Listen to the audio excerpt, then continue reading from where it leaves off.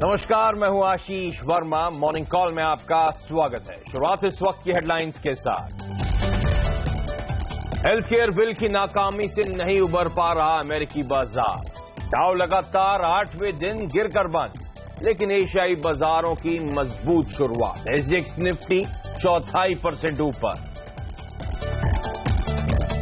Trump नीतियों से dollar में भी कमजोरी बढ़ी, मगर सोना चमका। अंतर्राष्ट्रीय बाजार में भाव 1 महीने की ऊंचाई पर। टाटा ग्रुप की एफएमसीजी सेगमेंट में पकड़ मजबूत करने की तैयारी। टाटा ग्लोबल बेवरेजेस और टाटा कॉफी का मर्जर संभव। Network 18 exclusive. BS3 गाड़ियों की बिक्री पर ऑटो कंपनियों को मिला सरकार का साथ। सुप्रीम कोर्ट से सरकार की मांग, 1 अप्रैल के बाद भी BS3 गाड़ियों को बेचने की मिले मंजूरी। और आप सबको गुड़ी पड़वा की, आप सबको उगाड़ी की हार्दिक शुभकामनाएं। Happy new year. ध्यान रखें, आज एक बैंक हॉलिडे है, तो आज क्लियरिंग डे नहीं है। साथ साथ करेंसी मार्केट्स, डेट मार्केट्स की आज छुट्टी है। आप में से कई लोग आज घर पे ही बैठ के प्रोग्राम देखेंगे दिन भर, शायद एंजॉय करेंगे वो पुरन पोली और वो श्रीखंड पूड़ी वगैरह। तो हम सबको याद रखेगा जब वो खाएंगे आप। लेकिन चलिए अब फोकस कामकाज पर। और मंगलवार की सुबह इंटरेस्टिंग सेशन पैन आउट होने वाला है आज का। पूरे 3 दिन बचे हैं अब मार्च सीरीज के एक्सपायरी में। याद होगा आपको गुरुवार को एक्सपायरी होनी है, और जो क्यूज है वो आपकी स्क्रीन पे आने चाहिए। डाउ कमजोरी, हेडलाइन में हमने कहा था 8 दिनों से लगातार दबाव के साथ कामकाज हो रहा था। लेकिन इंटरेस्टिंग पॉइंट ये याद रखें, कल जब भारतीय बाजार फिट रहे थे दिन के दौरान, जब हम कल क्लोज हो रहे थे, तो डाउ फ्यूचर्स 150 पॉइंट से ज्यादा की कमजोरी दिखा रहे थे। तो उन लेवल से हमने वो डिस्काउंट कर लिया था ऑलरेडी, और उस लिहाज से कल डाउ जोन्स में एक्चुअली इतना प्रेशर देखने को नहीं मिला। दिन के लोज से कल फिर अमेरिकन मार्केट्स उभरते हुए नजर आए, तो वो पहला पॉजिटिव हमारे लिए। दूसरा, डॉलर इंडेक्स लगातार ठंडा पड़ा हुआ है और उभरते बाजारों के लिए एक अच्छी खबर है। ऐसे में सीएनबीसी आवाज के मार्केट सेलेक्टर अनिल सिंह भी मानते हैं कि भारतीय बाजारों में एक रेंज बाउंड सेशन आपको देखने को मिलेगा, यानी कि एक दायरा होगा। क्या है वो दायरा और क्या रणनीति, अनिल से बातचीत होगी। और सिमीभौमिक.com की सिमी भौमिक भी आज की हमारी एक्सपर्ट है, उनसे भी जानेंगे आज की टॉप स्ट्रैटेजी निफ्टी की और stock specific ideas. SGX Nifty आपकी स्क्रीन पर आएगा, वो दिखा रहा है कि मंगलवार की सुबह ओपनिंग बेहतर होगी और हल्की हल्की मजबूती अब एसजीएक्स निफ्टी में बढ़ती हुई 1/3% के आसपास के उछाल के इंडिकेशन। लेकिन पहले ग्लोबल संकेत जो इंपॉर्टेंट है इक्विटी मार्केट्स के लिए। मेरे साथ मेरे सहयोगी नीरज वाजपेयी अब जुड़ते हुए। नीरज, जिस तरह का प्रेशर एंटिसिपेटेड था उस तरह का पड़ा नहीं है, क्या अभी भी होप जागी हुई है कि बाकी रिफॉर्म्स में ट्रंप सरकार मूव करेगी? जी हाँ, बिल्कुल। लोगों का वहां पे तमाम जो ट्रेडर, ब्रोकर और एक्सपर्ट हैं, उनका ये मानना है कि अब सरकार का जो फोकस है वो टैक्स रिफॉर्म, स्टिमुलस की तरफ शिफ्ट होगा। लोग अभी भी ये यकीन करने के लिए या कहे इससे ज्यादा निराश होने के लिए तैयार नहीं है कि जो हेल्थ बिल था वो वापस ले लिया गया है। उनका ये मानना है कि नहीं, एक प्रोसेस था जो नहीं हुआ, एक सेटबैक है, लेकिन अब सरकार टैक्स की तरफ फोकस करेगी। इसीलिए कल बहुत बड़ी जो गिरावट कैसी लग रही थी अनुमान, वो नहीं हुआ और बाजार 50-60 पॉइंट कमजोरी के साथ बंद हुआ। हालांकि ये बात सही है कि 8वें दिन लगातार डाउ में एक कमजोरी का रुझान देखने को मिल रहा है, तो अपने अपने पढ़ने का नजरिया हो सकता है। लेकिन इमर्जिंग मार्केट्स को इसको एक कंसोलिडेशन के तौर पे पढ़ना चाहिए, क्योंकि आपके लिए 2 बड़े इंडिकेटर हैं जो सपोर्ट के तौर पे खड़े हुए हैं, क्रूड और डॉलर। ये आपको मजबूती दे रहे हैं। हालांकि वहां भी इस तरह की निराशा है, लेकिन अब टैक्स रिफॉर्म पे पूरा फोकस है और जो व्हाइट हाउस से संकेत मिल रहे हैं कि ये इस दिशा में सरकार जल्दी कामकाज करेगी, क्योंकि उनके पास अब एक बड़ा ट्रिगर होना चाहिए बाजार को सपोर्ट करने के लिए, इकोनॉमी को सपोर्ट करने के लिए। अदरवाइज उनके जो अपने रिपब्लिकन्स है वहां पे भी ये बात चलने लगी कि सरकार शायद बड़े रिफॉर्म्स लेने में हिचकिचाए। तो अब ट्रंप के लिए चुनौती को कुछ करके दिखाएंगे। यही वजह है कि बाजार बहुत ज्यादा गिर नहीं रहा है, अभी वहां उम्मीद बनी हुई है। जैसे जैसे क्रूड और इन सब की बातें आती तो वहां पे थोड़ी सी एक स्लगिशनेस है, लेकिन क्रूड भी 50 के आसपास बेस बना रहा है ब्रेंट क्रूड पर, अगर आप खासतौर पर नजर रखें तो। इमर्जिंग मार्केट्स के लिए बहुत खराब संकेत नहीं कह सकते आप, संकेत बेहतर है आपके लिए। पढ़ने का नजरिया हो सकता है कि आप अमेरिकी बाजार देख के निराश हो, लेकिन आपके लिए 2 पॉजिटिव ट्रिगर हैं यहाँ पे। बहुत पावरफुल रैली है इस समय ग्लोबल इक्विटी मार्केट्स में, तो किसी भी खराब खबर को भी डिस्काउंट कर रहा है मार्केट इस होप में, और ये होप रैली जो है वो कंटिन्यू होती हुई। तो थोड़ा सा कंसर्न जरूर है, लेकिन मोमेंटम स्ट्रांग है, लिक्विडिटी स्ट्रांग है। तो आप देख रहे हैं लो लेवल से शुक्रवार को भी अमेरिकन मार्केट्स उभरे थे, 100 पॉइंट गिरे थे दिन के दौरान, 60 पॉइंट कमजोरी के साथ बंद हुए। कल भी दिन के दौरान डाउ 200 पॉइंट तक गिरा था और फाइनली क्लोजिंग आपकी स्क्रीन पर 45 पॉइंट के आसपास का दबाव। तो लोअर लेवल से बहुत स्ट्रांगली उभरते हुए वहां के इक्विटी मार्केट्स। लेकिन भारतीय बाजारों की जो हफ्ते की शुरुआत हुई थी वो कमजोर नोट पे हुई। कल सोमवार का सेशन था और 2/3 से 3/4% का दबाव। निफ्टी में ऑलमोस्ट 62 पॉइंट की कमजोरी, 9045 के लेवल्स पर हम कल क्लोज हुए और ये दबाव इसीलिए था कि तो हेल्थ केयर बिल विड्रॉ हुआ तो अनसर्टेनिटी थी और हमारे लिए दिक्कत की बात कि उस समय जब हम कामकाज कर रहे थे डाउ फ्यूचर्स में लगातार कमजोरी हो रही थी, जो मैं आपको शुरुआत में भी कार्यक्रम में हाईलाइट कर चुका हूं और एक्चुअली इतना प्रेशर देखने को नहीं मिला है लकीली। तो इसीलिए आप देख रहे हैं एसजीएक्स निफ्टी हल्की सी मजबूती के साथ कामकाज करता हुआ। लेकिन ऐसे में सेशन कैसा पैन आउट हो सकता है, मूड कैसा है, आंकड़े क्या कहते हैं, सीएनबीसी आवाज की मार्केट से रिटर्न अनिल सिंह भी अब मेरे साथ जुड़ते हुए। अनिल जी हाय, गुड मॉर्निंग। कैसा सेशन पैन आउट हो सकता है सर, आंकड़े क्या कहते हैं और आज के लिए मेरी रणनीति क्या हो? गुड मॉर्निंग आशीष। ऐसा लगता है 9000 से 9100 की ट्रेडिंग रेंज में निफ्टी कारोबार करेगा। 9100 के पार जाकर टिक पाना भी थोड़ा सा मुश्किल होगा बाजार के लिए, क्योंकि डेटा जो है वो थोड़ा सा बिकवाली के संकेत दे रहे हैं। हो सकता है कल बिकवाली एफआईएस की तरफ से वायदा कारोबार में जो हुई और घरेलू फंड्स की तरफ से हुई, इसकी वजह ये हो सकती है कि थोड़ा सा अमेरिका को लेकर उनको चिंताएं थी, लेकिन अमेरिका में सेशन उतना बुरा था नहीं। तो आज थोड़ी खरीदारी निचले स्तरों से आने की उम्मीद आप कर सकते हैं। लगता है 9000 के लेवल को भी बाजार आसानी से और जल्दी नहीं तोड़ेगा। हाँ, ये जरूर है कि उस लेवल के नीचे बाजार में कमजोरी थोड़ी बढ़ती हुई नजर आ सकती है। फिलहाल आज थोड़ी संभावना कम दिख रही है, लेकिन 9100 के पार जाकर टिकने के लिए भी जिस तरह के फ्लोज चाहिए वो नहीं दिख रहा है। तो लगता है इस रेंज में अब बाजार यहाँ से थोड़ा सा उतार चढ़ाव दिखाएगा। वैसे भी एक्सपायरी का हफ्ता तो है ही, तो एक बार की 9000 के स्टॉप लॉस के साथ खरीदारी का मौका बन सकता है निफ्टी में 9075 9100 के टारगेट के लिए। तो ओवरऑल मिला जुला सा रुझान है। थोड़ा सा कल की कमजोरी के बाद आज पॉजिटिव बायस के साथ कारोबार होने की उम्मीद है। ओके, तो मिले जुले रुझान है, लेकिन कल कमजोर हो गए थे और कल डाउ फ्यूचर्स को देख के कमजोर हो गए थे, तो आज थोड़ा सा मूड सुधरता हुआ, जो अनिल भी हाईलाइट करते हुए। तो रेंज है 9000 से 9100, इस रेंज के नीचे निफ्टी मिले तो खरीदारी करने के मौके होंगे।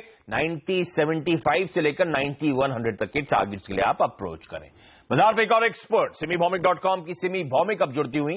सिमी हाय, गुड मॉर्निंग। आपकी चार्ट रीडिंग क्या कहती है मैम, आज निफ्टी में मेरी स्ट्रैटेजी क्या हो? गुड मॉर्निंग आशीष। मैं सिर्फ यही कहूंगी कि निफ्टी में एक मेजर जो साइकोलॉजिकल सपोर्ट है वो करीब 9000 के आसपास है। तो 9000 का लेवल जब तक निफ्टी होल्ड कर रहा है तब तक हम लोग को बाय ऑन डिप स्ट्रैटेजी रखना पड़ेगा। 9000 के आसपास मुझे लगता है कि निफ्टी को सपोर्ट मिलेगा, क्योंकि वो गैप सपोर्ट भी है। जब इलेक्शन के आसपास निफ्टी गैप छोड़ के ऊपर आया था तब 9000 के आसपास ही काफी मतलब कई गैप निफ्टी छोड़ के आया था, वही गैप अब निफ्टी का सपोर्ट का काम करेगा। 8990 के नीचे स्टॉप लगा के निफ्टी खरीदारी करेंगे और मेरा ओवरऑल टारगेट 9200 का है, वो एक्सपायरी तक। मुझे लगता है कि थर्सडे तक 9200 का लेवल निफ्टी वापस टेस्ट करने का कोशिश जरूर करेगा। ओके, तो एक्सपायरी तक 9200 तक के लक्ष्य आपको आपकी स्क्रीन पर देखने वाले हैं। तो अगले 2-3 दिन भारतीय बाजारों के लिए अच्छे होंगे, लेकिन सिमी और अनिल दोनों मानते हैं कि रेंज में 9000 के आसपास अगर आपको निफ्टी मिले तो खरीदारी करने के मौके होंगे। तो वेट करना पड़ेगा, शायद एक माइनर गैप अप के इंडिकेशंस हैं। तो अगर बाजार ठंडा पड़ता है दिन के दौरान तब ये बाइंग इनिशिएट करें। अच्छा सिमी, स्टॉक स्पेसिफिक आइडियाज आज के लिए? मैं 2 छोटा छोटा स्टॉक मैंने चूज किया है जिसमें जो इंडेक्स में नहीं है। मुझे लगता है कि दोनों में ही मोमेंटम मेंटेन हो सकता है। एक तो इंडेक्स है जिसका स्टॉप लॉस मैं 99 रखा है, 100 के ऊपर आके बंद किया है 104 के आसपास। 99 का स्टॉप लॉस खरीदारी करेंगे। 109 112 ये दोनों टारगेट्स है मेरा इंट्राडे का, या एक दिन होल्ड करने से भी टारगेट आ जाएगा। और मेरा दूसरा स्टॉक है स्पाइसजेट, जिसमें भी 100 के आसपास का क्लोजिंग है। 97 का स्टॉप लॉस के साथ मैं खरीदारी करने का सलाह दे रही हूँ। 105 एंड 108 ये 2 टारगेट्स है मेरा, एक दिन के लिए होल्ड करना पड़ेगा। ओके, तो आपने जब छोटे छोटे स्टॉक का, तो मुझे लगा माइक्रो कैप स्मॉल कैप की आप बात करेंगे, तो आप तो अच्छे खासे मिड कैप की बात कर रही हैं। तो सिमी ने सिंटेक्स और स्पाइसजेट चुना है आज के लिए, दोनों में खरीदारी करने के मौके। निफ्टी 9000 के लेवल्स के आसपास आए तो रिस्क रिवॉर्ड फेवरेबल है, लेकिन एक्सपायरी तक 9200 तक के टारगेट, यानी कि आप आज का दिन इंक्लूड कर दूं तो 3 दिन बचे एक्सपायरी के लिए। 9200 के लेवल्स आपको स्क्रीन पर नजर आएंगे। सिमी आपका धन्यवाद। और बाजार पे कुछ और एक्सपर्ट्स की आज की टॉप स्ट्रैटेजीज आपकी स्क्रीन पर आएंगी।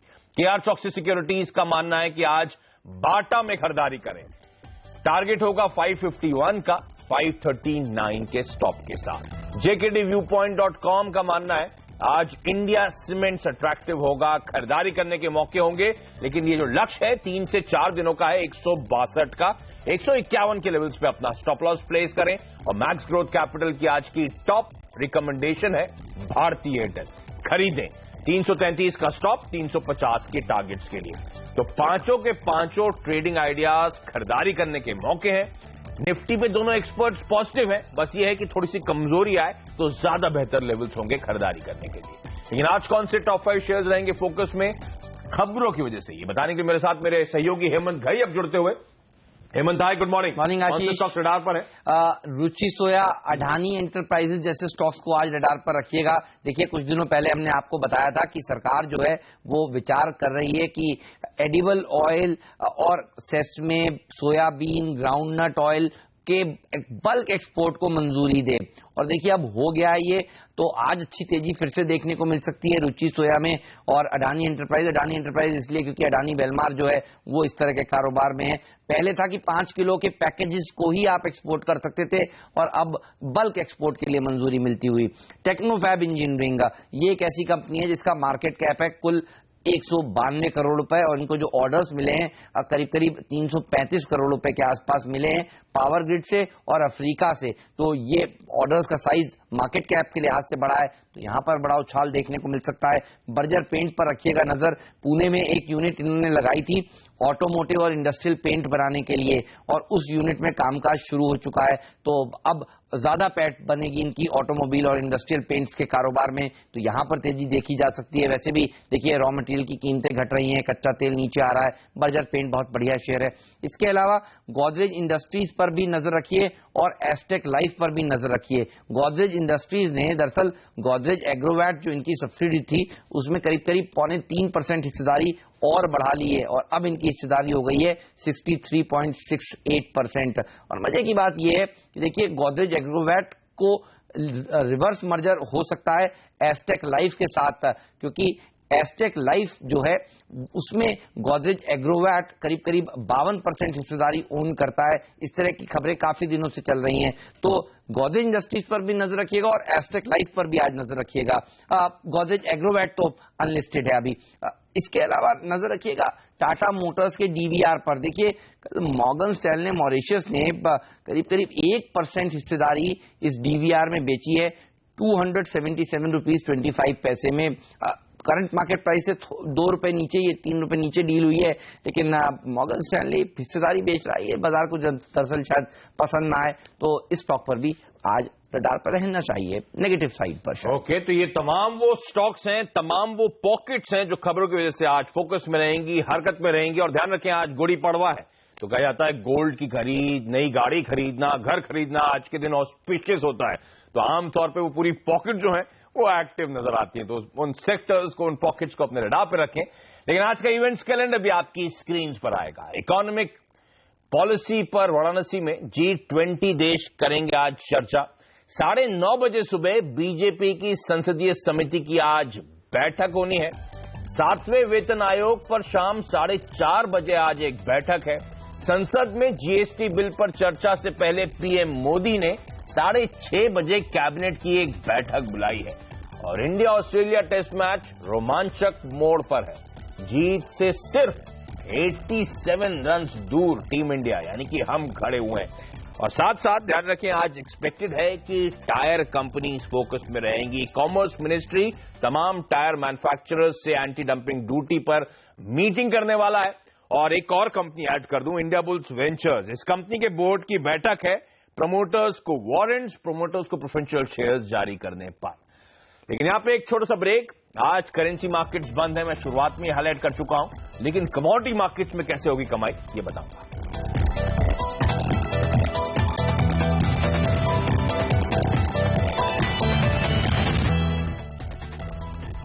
ब्रेक के बाद आपका स्वागत है। और आज कमोडिटी मार्केट्स में कैसे होगी कमाई। एंजल ब्रोकिंग के अनुज गुप्ता मेरे साथ जुड़ते हुए। अनुज हाय, गुड मॉर्निंग। क्या करना चाहिए सर, कैसे बनेगा पैसा आज?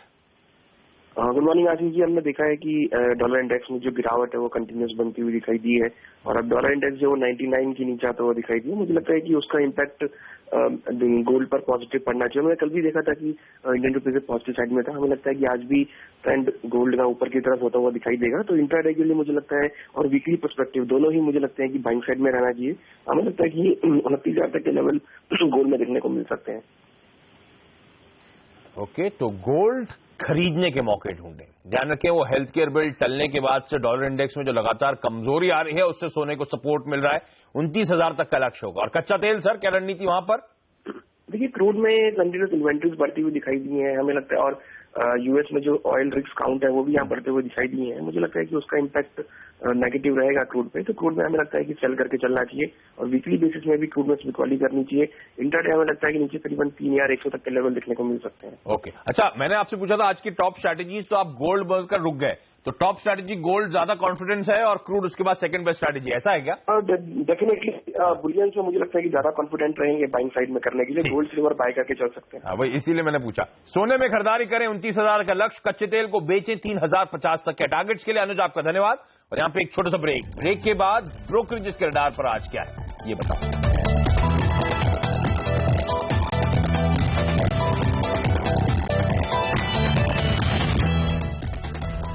ब्रेक के बाद आपका स्वागत है। और 5 लाख रुपए से लेकर 50 लाख रुपए की आमदनी वालों के लिए अब रिटर्न फॉर्म भरना काफी आसान होगा, क्योंकि उन्हें अब सिर्फ एक पेज का ही फॉर्म भरना पड़ेगा।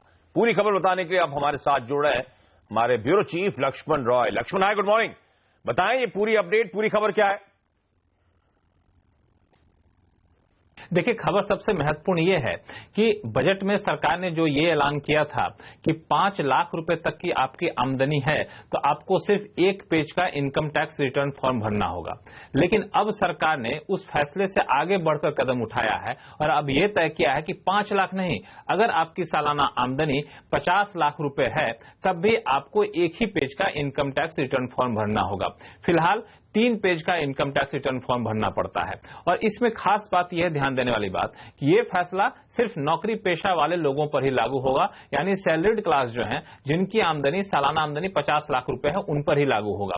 हालांकि इसमें एक राहत यह दी गई है कि अगर आपको सैलरी के साथ साथ किसी एक घर से इनकम, जो किराए का इनकम होता है, उसको भी आप जोड़ देते हैं, तब भी अगर सालाना आमदनी आपकी 50 लाख रुपए है तब भी आपको सिर्फ एक फॉर्म भरना होगा। लेकिन आपकी सैलरी प्लस एक घर के किराए के इनकम के अलावा आपकी आमदनी का कोई और स्रोत है तो फिर आप पर यह फैसला लागू नहीं होगा। तब एक से ज्यादा पेज का आपको इनकम टैक्स फॉर्म भरना होगा, जो फिलहाल आप 3 पेज का भरते हैं। और इसके जरिए सरकार की कोशिश यह है कि टैक्स नेट का दायरा बढ़ाया जाए, ज्यादा से ज्यादा लोगों को टैक्स के दायरे में लाया जाए और टैक्स रिटर्न भरने के लिए लोगों को ज्यादा प्रोत्साहित किया जाए। और यह फैसला 1 अप्रैल यानी अगले कारोबारी साल से लागू माना जाएगा। नौकरी पेशा वर्ग के लिए एक अच्छी खबर आती हुई, टैक्स फाइलिंग आसान होती हुई। लक्ष्मण, आपका धन्यवाद। और अब सीधे फोकस करते हैं टॉप ब्रोकरेजेस की आज की रिकमेंडेशंस पर। सोनम मेहता जुड़ती हुई। सोनम, हाय, गुड मॉर्निंग, बताएं। गुड मॉर्निंग आशीष। बैंक्स पर ही फोकस बना हुआ है। सीएलएसए की रिपोर्ट आई, इंडसइंड बैंक पे खरीदारी की रेटिंग को बरकरार रखे है लेकिन लक्ष्य को बढ़ा दिया है।